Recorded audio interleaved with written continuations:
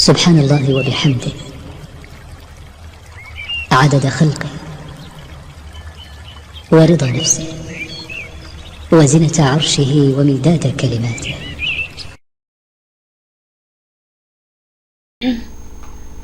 اللهم صل وسلم وبارك على سيدنا محمد عليه أفضل الصلاة والسلام. ما شاء الله، هي دي تربية الفراخ البلدي. فالنهاردة من خلال الفيديو كده هنحط للفراخ مكون كده يعتبر مكون سحري لزيادة إنتاج البيض. طبعا بيخلي البيض بتاع الفراخ يزيد أضعاف كده، وتلاقي حجم البيضة نفسها كبير كده، والفراخ دايما بتنتج معاكي إنتاج عالي جدا. وطبعا بالنسبة للأكل اللي أنا بأكله للفراخ يعني يعتبر ما شاء الله أنا كل يوم بعمل لهم كده حاجات بسيطة خالص، لكن الوجبة اللي هي الأساسية هنشوفها في الفيديو إن شاء الله. بس ياريت كده قبل ما نكمل الفيديو بتاعنا، لو انت لسه بتشوف القناة بتاعتي لأول مرة تعملي اشتراك وتعملي لايك للفيديو. من هنا طبعا دي الاكل بتاع الفراخ اللي انا يعني يعتبر باكله لهم كل يوم، بالزياده بس الحاجه اللي انا المكونات اللي انا بضيفها على الوجبه بتاعتهم. الوجبه دي الحاجه الاساسيه اللي بتحمي عنقود البيضة عند الفراخ وبتخليهم يبيضوا معاك يوميا، وهو الشعير، ومعاه كمان العيش اللي هو اللي بقطعه عليه، وان كان شويه علف ما بين كل كام يوم يومين ثلاثه كده بحط لهم شويه علف على الاكل بتاعهم. عندك الكرات الاخضر تقدر انك انت برضو تقطعيه لهم. عندك اي حاجه خضراء طبعا في هنا كمان قطعه خيار كده برضو مقطعاها. وببتدي كده ان انا اقلب الوجبه بتاعت الفراخ دي. فالتنوع في الاكل بتاعهم هو اللي بيزود عندهم انتاج البيض، وكمان بخلي الفراخ دايما ما تعملش دهون وتبيض كل يوم.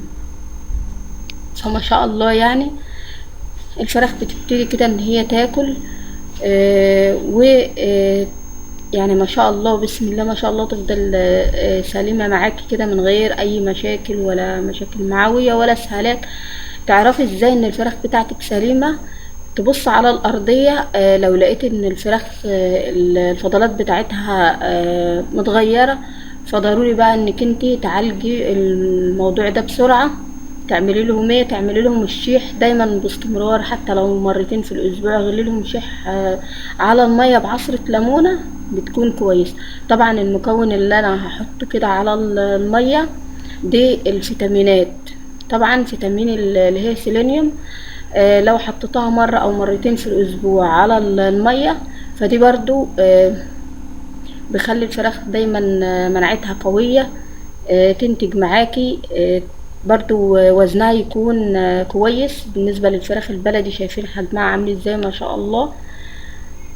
ربنا يبارك لنا ويبارك لكم، امين يا رب العالمين.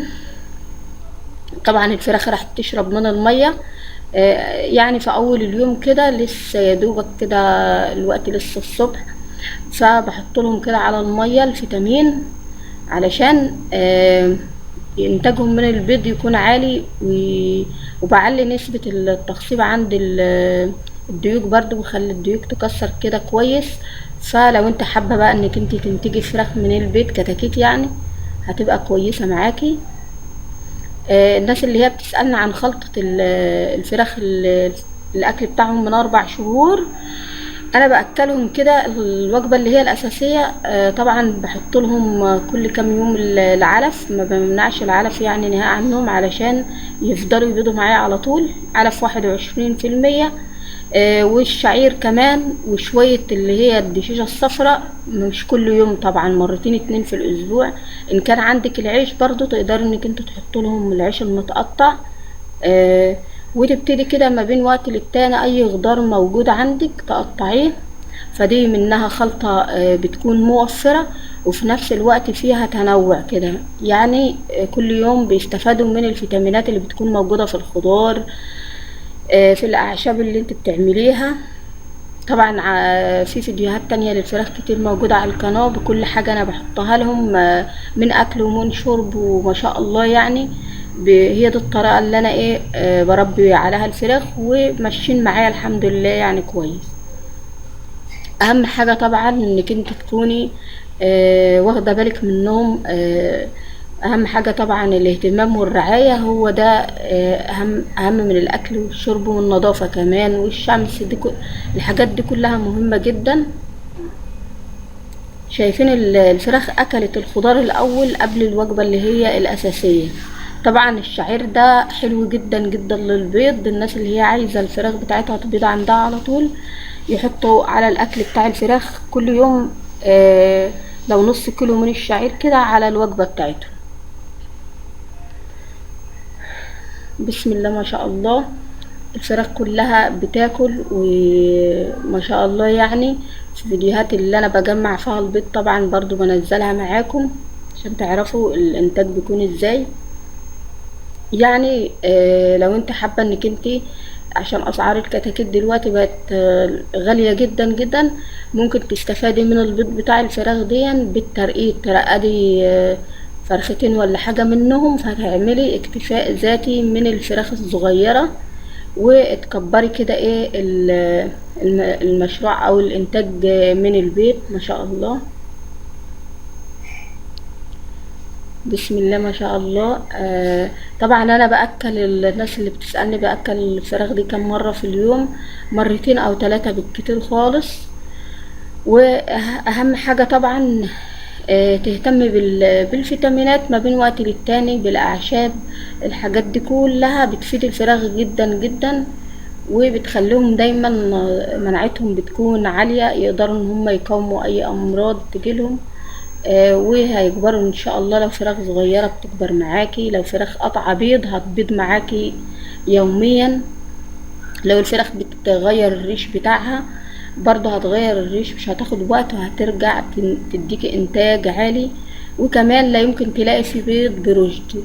الوجبات اللي انا بعملها او الخلطات الطبيعية دي بتخلي البيض بتاع الفراخ سليم 100%، والقشرة بتاعته كويسة، مفيش فرخة بتبيض البيض اللي هو قشرته بتكون ضعيفة وما تستحملش تحت الفراخ. لا، ما بين وقت للتاني كده بحاول ان انا اغير لهم من الاكل بتاعهم. النهاردة عملت الخلطة دي، بكرة بغير فيها حاجة، وده اهم شيء. وان شاء الله باذن الله استنوني كده في فيديو جديد بمعلومة جديدة. بس يا ريت كده لو انتوا لسه موجودين معايا لحد الان من الفيديو ولسه ما عملتوش لايك، بسرعة كده تعملوا لايك عشان اتشجع ان شاء الله باذن الله ان انا اكمل معاكم. حبيت ان انا اشكركم جدا جدا، والسلام عليكم ورحمة الله وبركاته.